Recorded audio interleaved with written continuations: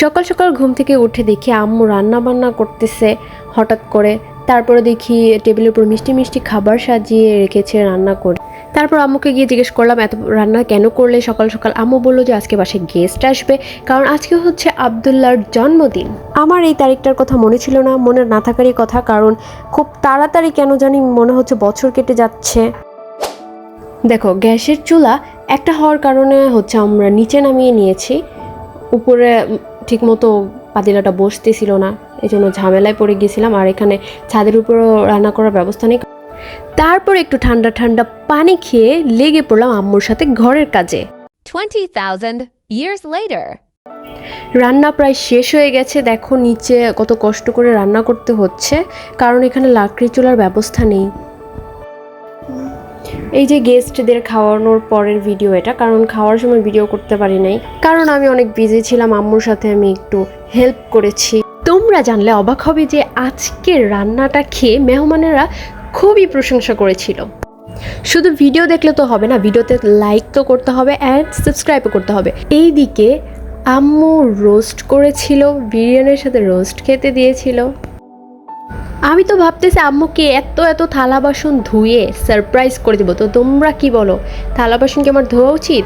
তাড়াতাড়ি কমেন্টে জানাও। সারপ্রাইজের কিছু নেই, এমনিতেও সারাদিন আমি অনেক কাজ করেছি আজকে। জন্মদিনের খুশিতে আবদুল্লাহর তো নাগিন ড্যান্স দিতেছে, হঠাৎ হালকা হালকা বৃষ্টি নামা শুরু করছে।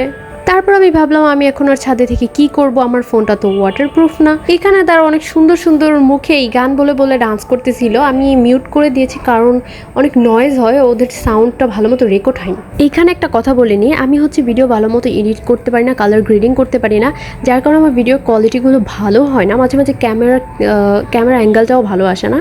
তো আস্তে আস্তে এটা ঠিক হয়ে যাবে, তোমরা যদি একটু সাপোর্ট করো। এই যে তোমাদের রায়হান চৌধুরী গান গাইতেছিল অ্যান্ড ভিডিওর প্রতি তার কোনো টেনশনই ছিল না, সে আমাকে পাতা দিতেছিল না, তাই আমি তাকে ভিডিওতে বেশি একটা ক্যাপচার করতে পারিনি। সন্ধ্যার দিকে আমরা একটু রুমটাকে সাজানোর চেষ্টা করতেছিলাম। অনেকগুলো বেলুন ফুলিয়েছি, কিন্তু বাচ্চারা বেলুনগুলো ফাটিয়ে ফেলেছে। দুঃখজনক ব্যাপার হচ্ছে আজকে আমি সাজুগুজু করিনি, কারণ আমি একটু কাজ করেছি, সারাদিন বিজি ছিলাম আম্মুর সাথে, যার কারণে আমি ক্যামেরার সামনে আসতে পারছি না। আমি আবার মেকআপ ছাড়া ক্যামেরার সামনে আসি না।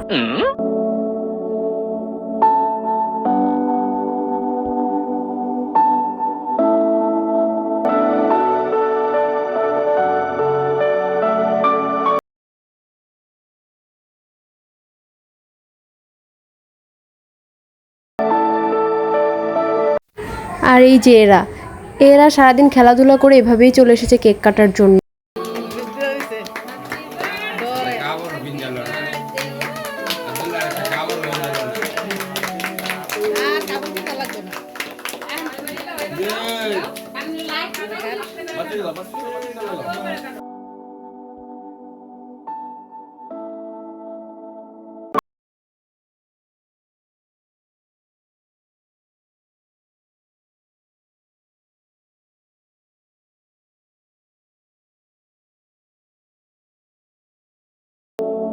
কি একটা অবস্থা করছে ঘড়িটার, দেখছো তোমরা? এই কাজটা যদি আমি কিংবা রায়হান করতো তাহলে যে কি হইতো আল্লাহই জানে।